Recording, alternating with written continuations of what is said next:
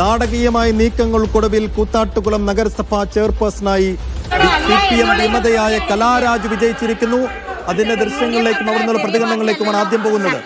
സംഘടനയാണല്ലോ, അപ്പൊ എന്തായാലും UDF തെറ്റ് പറ്റുമല്ലോ. ഞാൻ കുതിര കച്ചവടവും നടത്തിയിട്ട് പിന്നെ അവരെന്നെ സപ്പോർട്ട് ചെയ്യുമെന്ന് എനിക്ക് തോന്നുന്നില്ലല്ലോ. തീർച്ചയായിട്ടും അങ്ങനെ അതൊരു ആരോപണമാണ്. എന്നോട് കുതിര കച്ചവടം നടത്തിയ LDF ആണ്. LDFകാരാണ് കുതിര കച്ചവടം നടത്താനായിട്ട് വന്നത്. പക്ഷെ എനിക്കൊരു മനസാക്ഷിയുണ്ട്. ആ മനസാക്ഷിക്ക് അനുസരിച്ച് ഞാൻ പ്രവർത്തിക്കും.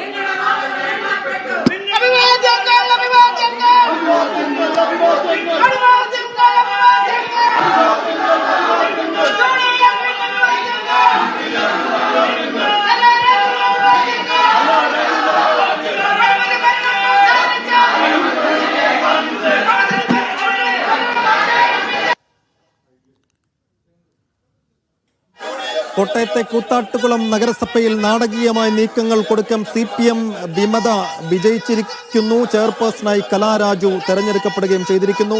12-നെതിരെ 13 വോട്ടുകൾക്കാണ് കലയുടെ വിജയം. കൗൺസിൽ ഹാളിൽ ഇപ്പോൾ കലാരാജുവിനെതിരെ LDF പ്രതിഷേധമൊപ്പം UDFന്റെ ആഹ്ലാദ പ്രകടനവും നടന്നുകൊണ്ടിരിക്കുന്നു. അതിന്റെ തത്സമയ ദൃശ്യങ്ങളാണ് ഇപ്പോൾ പ്രേക്ഷകർ കണ്ടുകൊണ്ടിരിക്കുന്നത്.